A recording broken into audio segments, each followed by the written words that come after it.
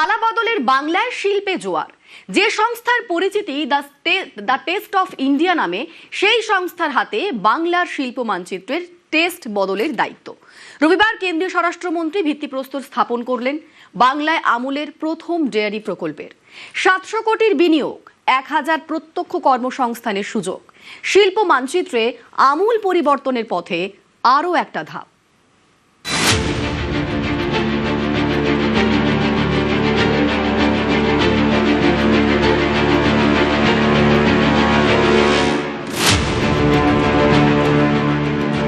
আজ হাওড়া জেলার সাঁকরাইল ফুড পার্কে আমুলের উচ্চ ক্ষমতা সম্পন্ন আমুল বাংলা ডেয়ারি প্রকল্পের প্রথম পর্যায়ে বিশ্বমানের দই ও কালচার ডেয়ারি পণ্য উৎপাদনকারী কারখানার ভূমিপূজন। বদলের আরও একটা দিন, বদলের আরও একটা ধাপ। যে সে বদল নয়, আমূল বদল।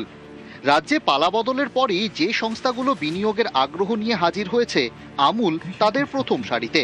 হাওড়ার সাঁকরাইলের ফুড পার্কে ডেয়ারি শিল্পের ড্রিম প্রজেক্ট। এই শুভ সূচনা প্রকল্পটিকে জাতীয় গুরুত্বের এক নতুন উচ্চতায় প্রতিষ্ঠিত করবে আমুল বাংলা ডেয়ারি। बंगाल चुनाव के विजय के बाद मोदी जी की ओर से मैं मिष्टी दही से बंगाल वासियों का मुंह मीठा कराने के लिए यहाँ पर आया हूँ। এটা একটি গর্বের দিন আমাদের কাছে। मैं मेरा दिल से गुजरात कोऑपरेटिव मिल फेडरेशन को मैं रिक्वेस्ट कर रहा हूँ अमित शाह जी को प्रेजेंस में, आप साउथ बंगाल में और नॉर्थ बंगाल में 2 आइसक्रीम प्लांट लगा दीजिए। हम लोग 15 एकड़ करके जो जमीन आपको जरूरत है, जमीन पश्चिम बंगाल की सरकार दे देगा। রবিবার সকালে হয়েছে ভূমি পুজো। ফাঁকা এই জমি এবার বদলে যাবে বিশ্বের বৃহত্তম দই উৎপাদন কারখানায়। 16 একর জমিতে 700 কোটি টাকার বিনিয়োগ, 1000 প্রত্যক্ষ কর্মসংস্থানের সুযোগ। উপকৃত 1 লক্ষ দুধ চাষী। আমরা দাঁড়িয়ে রয়েছি এই জায়গাতেই। মোট 16 একর জায়গা জুড়ে রয়েছে এই জমি এবং এখানেই তৈরি হবে আমুল বেঙ্গল ডেয়ারির world largest curd manufacturing plant. যেটা জানা যাচ্ছে সূত্র মারফত 4 মাস পর থেকেই এখানে যে কারখানা তৈরির কাজ তা শুরু করা হবে এবং 1.5 বছরের মধ্যেই পুরোপুরিভাবে তৈরি হয়ে যাবে কারখানা। ভূমি পুজোর দিনই কাজের স্বপ্ন নিয়ে দক্ষিণ 24 পরগনার কাকদ্বীপ থেকে ছুটে এসেছেন কেউ।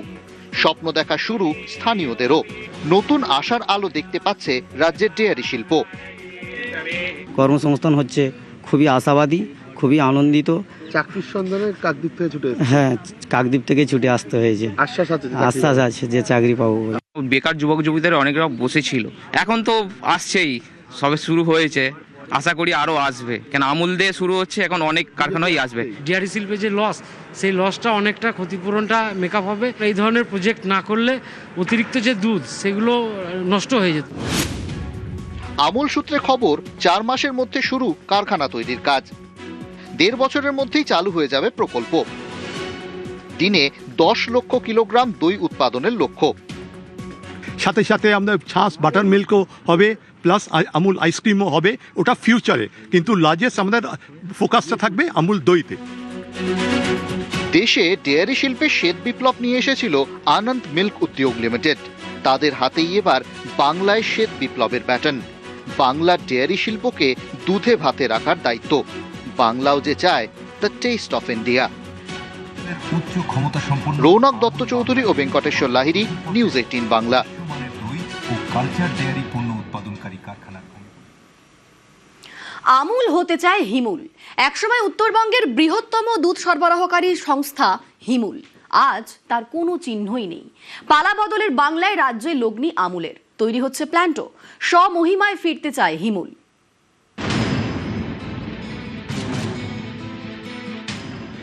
হিমুল একসময় উত্তরবঙ্গের শ্বেত বিপ্লবের কাণ্ডারি, একদা উত্তরবঙ্গের মানুষের কাছে অতি পরিচিত নাম।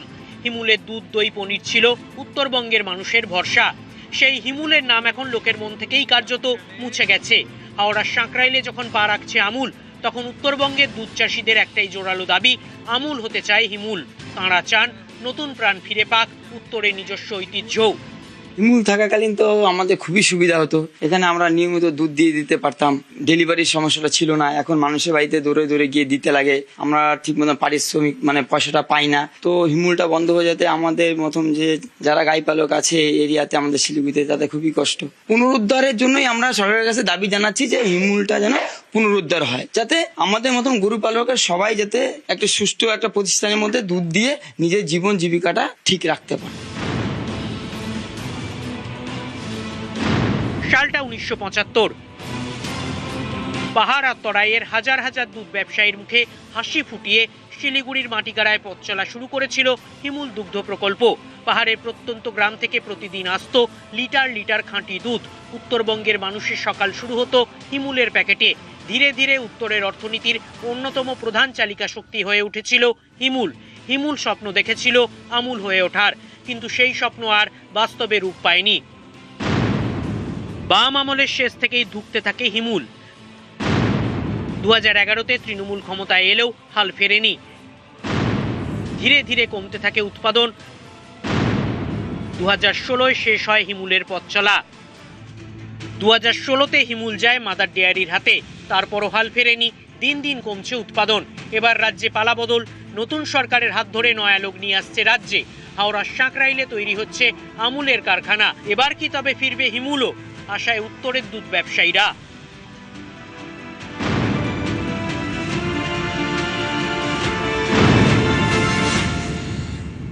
सिलीगुड़ी माटीगढ़ा में एक हिमुल था जो 2016 में किसी कारणवश बंद हो गया। तो हम लोग भी इस नया सरकार से ये गुजारिश करते हैं, निवेदन करते हैं कि ये हिमुल को किसी तरह खोला जाए, जिससे हम लोग का जितना सारा दूध व्यवसायी हैं जो दूध पे डिपेंड करते हैं, जैसे पहाड़ से समतल से बहुत सारा दूध आता था पहले, वो अभी मतलब बंद हो चुका है। ये होने से ये होगा कि हम लोग बहुत मतलब जितना दूध व्यवसायी है उन लोगों के लिए बहुत अच्छा होगा। হাওড়া সাঁকরাইলে আমুল আশায় নতুন করে স্বপ্ন দেখতে শুরু করেছে উত্তরের গোপালকেরা। নতুন সরকারের আমলে হিমুল কি পুনরুজ্জীবন ফিরে পাবে, এই প্রশ্নই কিন্তু এখন উঠছে। আর নতুন সরকারকে ঘিরে উত্তরের গোপালকরা কিন্তু সেই স্বপ্নই বুনছে। ক্যামেরায় অলোক কুমার দের সঙ্গে পার্থপ্রতিম সরকার, নিউজ 18 বাংলা, শিলিগুড়ি। বদলের বাংলা এখন শিল্পের স্বপ্ন। কেন্দ্রীয় স্বরাষ্ট্রমন্ত্রী অমিত শাহের সফরে আমুলের নতুন কারখানার শিলান্যাস। আমুল মানে সমবায় শিল্পে বিপ্লব। স্বপ্ন দেখছে বাংলার আরেক সমবায় সমিতি, বহরমপুরের 52 বছরের পুরনো ভাগীরথী দুগ্ধ সমবায় সমিতি।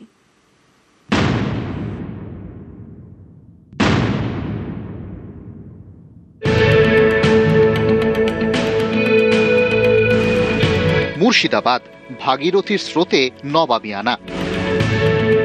মুর্শিদাবাদের বহরমপুরে রয়েছে আর এক ভাগীরথী, ভাগীরথী দুগ্ধ সমবায় সমিতি।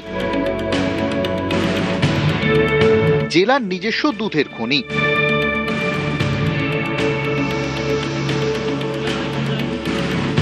ভাগীরথী ব্র্যান্ডের নিজস্ব দুধ, ঘি, দই, আইসক্রিম, পনির রয়েছে। একসময় ভাগীরথী দুগ্ধ সমবায় সমিতি ছিল রাজ্যের সেরা। অভিযোগ, গত 15 বছরে ভাগীরথীতে ভাঁটা। 1995 থেকে 2006 পর্যন্ত ভাগীরথী ছিল রাজ্যের সবচেয়ে বেশি দুধ সংগ্রহকারী। অতীতে প্রতিদিন 1.5 লক্ষ লিটার দুধ সংগ্রহ করত। বর্তমানে তা কমে দাঁড়িয়েছে দৈনিক 1 লক্ষ লিটারে। পালাবদলের বাংলায় শিল্পের স্বপ্ন, কোটি কোটি টাকা বিনিয়োগের প্রস্তাব। রবিবার আমুলের মানচিত্রেও যোগ হলো বাংলা। বাংলায় আমুলের প্রথম কারখানা শিলান্যাস করলেন কেন্দ্রীয় স্বরাষ্ট্রমন্ত্রী অমিত শাহ, যিনি কিনা সমবায় মন্ত্রীও। আমুল দেশের সব থেকে বড় দুগ্ধ সমবায়। সেই সমবায়ের নতুন অধ্যায় এবার এই রাজ্যে। আশায় বুক বাঁধছে ভাগীরথী দুগ্ধ সমবায় সমিতিও। অনেক আশা রাখি, কারণ বিগত সরকার এই ভাগীরথীটাকে শেষ করে দিয়ে গেছে।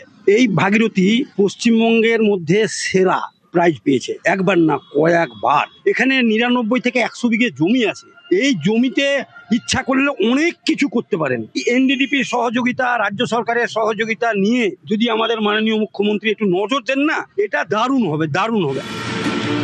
2012 সালে ভাগীরথী দুগ্ধ সমবায় সমিতির বোর্ড ভেঙে দেওয়া হয়। অভিযোগ, তৃণমূল জমানায় বোর্ড করতেই দেওয়া হয়নি।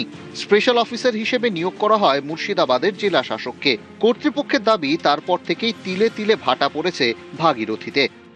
2012 সাল থেকে বোর্ড নেই। এই সমবায়ের আসল মালিক হচ্ছে দুগ্ধ চাষিরা। সেই দুগ্ধ চাষিদের বোর্ড হয়, সেই বোর্ড এখানে নির্বাচন দীর্ঘদিন ধরে করতে দেওয়া হয়নি। আমরা বহু আন্দোলন করেছি, হাইকোর্টের নির্দেশে নির্বাচন প্রক্রিয়াও শেষ হয়েছিল। এই যে স্পেশাল অফিসার দিয়ে চললে এখানকার কতিপয় কর্মচারীদের স্বার্থ সিদ্ধি হয়। বহরমপুরের ভাগীরথীতে এখন ভাটা, বদলের বাংলায় হাল ফেরার আশা। মুর্শিদাবাদ থেকে রাকিবুল ইসলামের সঙ্গে প্রণব বন্দ্যোপাধ্যায়, নিউজ 18 বাংলা। তৃণমূল ছেড়ে এনসিপিআইতে লোকসভার 20 সাংসদ এবং লোকসভায় সুদীপ কাকলিদের জন্য আলাদা করে ব্লক। নতুন করে আসন বন্টনে এবার জায়গা বদল। নতুন করে আসন বন্টন করার পরে এবার জায়গা বদল হয়েছে। লোকসভার ছবি কেমন হবে আমরা জানবো। আমরা দেখেছি যে তৃণমূলে ভাঙন, রাজ্যে যখন পালা বদল হলো তারপর তৃণমূলেও ভাঙন, এবং সেই তীব্র ভাঙনে তৃণমূল ছেড়ে এনসিপিআইতে যোগ দিয়েছেন লোকসভার 20 সাংসদ। লোকসভায় সুদীপ কাকলিদের আলাদা করে ব্লক তৈরি হয়েছে, আর নতুন করে আসন বন্টনে জায়গাও বদল হয়েছে।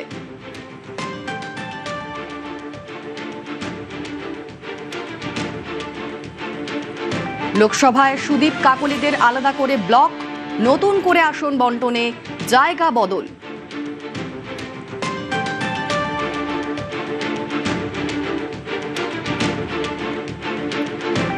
তাহলে লোকসভার ছবিটা এখন কেমন হবে? এবং যেরকম খবর পাওয়া যাচ্ছে, অভিষেক বন্দ্যোপাধ্যায়ের আসনে কি সুদীপ বন্দ্যোপাধ্যায় বসছেন? তৃণমূল ছেড়ে এনসিপিআইতে লোকসভার 20 জন সাংসদ, লোকসভায় সুদীপ কাকলিদের আলাদা ব্লক, নতুন করে আসন বন্টনে জায়গাও বদল।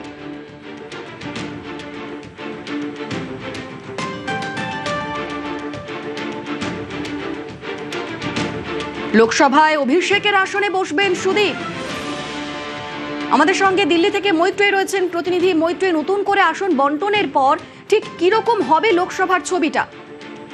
দেখো, এই যে নতুন আসন বন্টনের যে ছবি সামনে আসছে, তাতে কিন্তু সবথেকে বেশি তাৎপর্যপূর্ণ যেটা অভিষেক বন্দ্যোপাধ্যায়ের যে আসন, সেই আসনটা নিয়ে। তার কারণ তৃণমূল কংগ্রেসের লোকসভার দলনেতা অভিষেক বন্দ্যোপাধ্যায়, তার আসন নাম্বার ছিল 354, এবং সেই আসনেই এবার বসতে চলেছেন সুদীপ বন্দ্যোপাধ্যায়। নতুন করে আসনের অ্যালোকেশনের পর সুদীপ বন্দ্যোপাধ্যায়, তাকে এই আসন অ্যালট করা হয়েছে। তাকে আগে তিনি 280 আসনে তিনি বসতেন, এবং সেই জায়গায় দাঁড়িয়ে তার আসনে নতুন করে যে অ্যাসাইনমেন্ট করা হয়েছে, তাতে তার আসন সংখ্যা 354। ফলে অভিষেক বন্দ্যোপাধ্যায়ের যে আসন ছিল, সেই আসনেই কিন্তু এবার বসে চলেছেন সুদীপ বন্দ্যোপাধ্যায়। সেটাই কিন্তু অ্যাসাইনমেন্টের পর সব থেকে বেশি তাৎপর্যপূর্ণ এই মুহূর্তের ছবি। এবং যেখানে এনসিপিআই তাদেরকে দলে আনা এবং তাদেরকে দায়িত্ব দেওয়ার পরিস্থিতি যেখানে রয়েছে, এবং সেখানে এনসিপিআইকে সেই তাদের যে আলাদা ব্লক, সেই আলাদা ব্লক ইতিমধ্যেই সরকারের তরফ থেকে দেওয়া হয়েছে। সেই আলাদা ব্লকে রিঅ্যাসাইনমেন্টের চিঠি গতকাল যখন এনসিপিআই এর প্রথম বৈঠক চলছে, সেই সময় কিন্তু চলে আসে সমস্ত সাংসদদের কাছে, এবং তারপর রিঅ্যাসাইনমেন্টের যে পুনর্বিন্যাস বলা যেতে পারে, লোকসভার আসন সংখ্যার যে পুনর্বিন্যাসের ছবি সামনে আসছে, সেই ছবি কিন্তু যথেষ্ট রাজনৈতিকভাবে তাৎপর্যপূর্ণ। তার কারণ সেই ছবিতে দেখা যাচ্ছে অভিষেক বন্দ্যোপাধ্যায় তিনি যে আসনে বসছেন, সেই আসনে এবার এনসিপিআই এর যিনি দলনেতা হয়েছেন, অর্থাৎ এনসিপিআই এর দলনেতা সুদীপ বন্দ্যোপাধ্যায়, তাকে সেই আসন দেওয়া হয়েছে, এবং তিনি এবার থেকে সেই আসনে বসতে চলেছেন, যেটা কিন্তু অত্যন্ত রাজনৈতিকভাবে তাৎপর্যপূর্ণ। বেশ, ধন্যবাদ মৈত্রী।